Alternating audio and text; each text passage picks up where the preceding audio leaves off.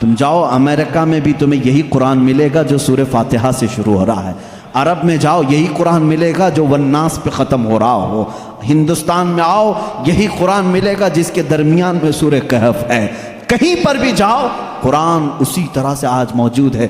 تمہیں ڈرنے کی ضرورت نہیں، اے مسلمانوں، قرآن کہیں ضائع نہیں ہوگا، کہیں ضائع نہیں ہوگا۔ آج کچھ لوگ یہ سوچتے ہیں کہ قرآن کو ہم مٹا دیں گے، خاک مٹا دیں گے، خاک مٹا دیں گے۔ تم جیسے بہت آئے، تمہارے سے بڑے بڑے بلکہ سڑے سڑے بھی آئے، قرآن کا کچھ نہیں کر سکے، اس لیے کہ اس کے حفاظت کی ذمہ داری خود اللہ نے لی ہے۔ قرآن میں خود فرماتا ہے اِنَّا نَحْنُ نَزَّلْنَا الذِّكْرَ وَإِنَّا لَهُ لَحَافِظُونَ، ہم نے ہی قرآن کو اتارا ہے اور ہم ہی اس کی حفاظت کرنے والے ہیں۔ اب اللہ کے ذمے میں ہے، اسی لیے قرآن کی حفاظت کا ذمہ امت کو نہیں دیا گیا، ورنہ یہی حال ہوتا جیسے پہلے کی امتوں نے کیا۔ عیسائی علماء کیا کرتے تھے؟ امیروں کے لیے الگ آیتیں بتاتے تھے، غریبوں کو الگ آیتیں بتاتے تھے، پیسہ لیتے تھے، آیتیں بدل دیتے تھے۔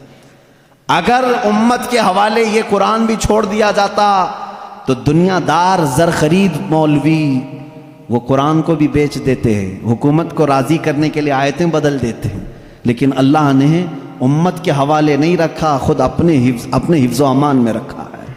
قرآن کو کوئی بدل نہیں سکتا، لا تبدیل لکلمات اللہ، رب تعالیٰ خود فرما رہا ہے اللہ کے ایک کلمے میں بھی تبدیلی نہیں۔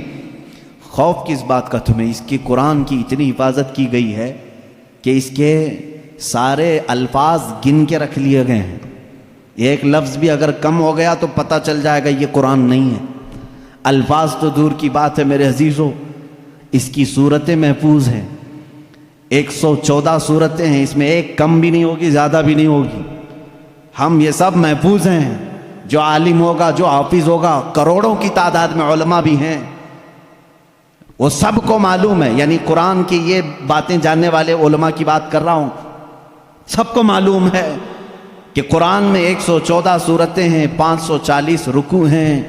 اتنا ہی نہیں بلکہ اس کے جو ہے حرف بھی گن لیے گئے، آیتیں بھی گن لی گئی ہیں، 6666 آیتیں ہیں، حروف بھی گنے گئے ہیں، زبر بھی گنے گئے ہیں، زیر بھی گنے گئے ہیں، بلکہ اس کے نقطے بھی گن کے رکھے گئے ہیں، کہیں ایک نقطہ بھی کم نہیں کر سکو گے۔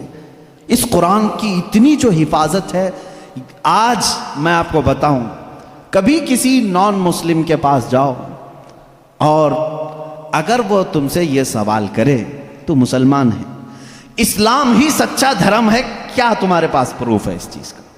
تم کیا کہو گے؟ حضور صلی اللہ تعالیٰ علیہ وسلم کے معجزے سناؤ گے؟ انکار کرے گا۔ میرے آقا صلی اللہ تعالیٰ علیہ وسلم نے چاند کے 2 ٹکڑے فرمائے، سورج کو پلٹا دیا، بہت سارے معجزے ہیں، وہ کہے گا میں نہیں مانتا ان چیزوں، وہ اس زمانے میں تھے، میں کہاں دیکھا ہوں۔ اگر تم اس کے سامنے اسلام کی عظیم فتوحات کو دکھاؤ گے، وہ کہے گا میں نہیں مانتا، یہ سب کہانیاں ہوں گی، ہمارے بھی بھگوانوں کے ذکر اس طرح سے کیے گئے ہیں، اسی طرح کی باتیں ہمارے پاس بھی موجود ہیں، ہر کوئی کہے گا۔ تمہارے پاس اگر اپنے حق ہونے کی کوئی علامت آج بھی موجود ہے تو صرف قرآن پاک ہے۔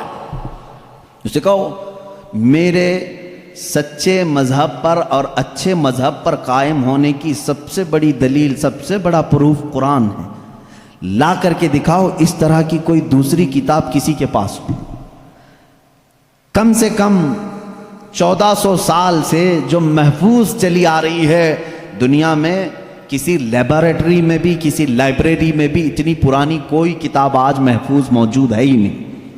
یہ میری بات نہیں، ساری دنیا کا جو دوسرے ریلیجن سے تعلق رکھتے ہیں ان کا بھی یہی قول ہے کہ قرآن سے زیادہ محفوظ اس دنیا میں اب کوئی چیز نہیں رہ گئی۔ اس کی حفاظت کو اللہ نے اس طرح سے ترتیب دے کر فرمایا ہے کہ مسلمان اپنے بچوں کو حافظ قرآن بناتے ہیں اور اس کی حفاظت میں لگے ہوئے ہیں۔ اللہ تعالیٰ نے سینوں کو چنا ہوا ہے اس قرآن کی حفاظت کے لیے۔